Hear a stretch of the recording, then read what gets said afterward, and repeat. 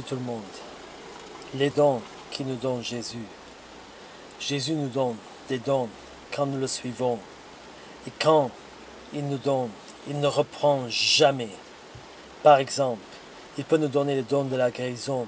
Et si nous cessons de le suivre et renonçons à vivre la sainteté, il ne reprendra pas nos dons.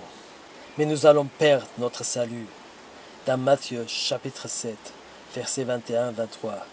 Ceux qui me disent « Seigneur, Seigneur » n'entreront pas tous dans le royaume des cieux, mais celui-là seul qui fait la volonté de mon Père qui est dans les cieux.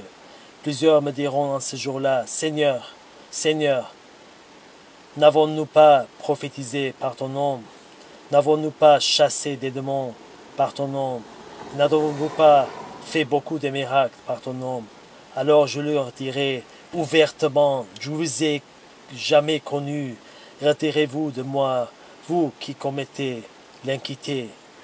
Beaucoup de prédicateurs ont eu de nombreux dons quand ils suivaient Jésus au début de leur carrière. Après un certain temps, ils ont abandonné la sainteté, ils se sont égarés comme Balaam, fils de Bossor, dans 2 Pierre chapitre 2, verset 15. Après avoir quitté le droit chemin, ils se sont égarés en suivant la voie de Balaam, fils de Bossor, qui aima le salaire de l'iniquité.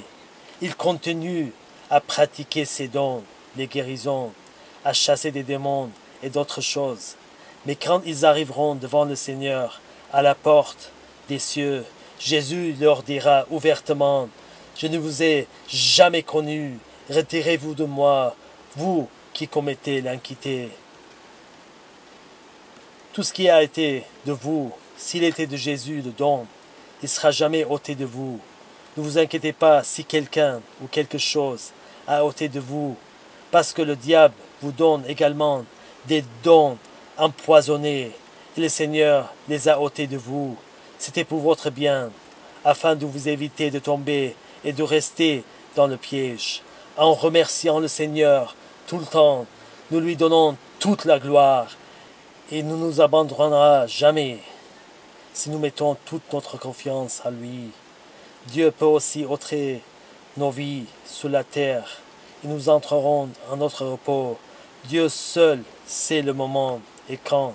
Nous devons donc être prêts tout le temps. Alors, faisons-nous confiance à Jésus de tout notre cœur, et ne nous appuyons jamais sur notre sagesse. Que Jésus vous bénisse.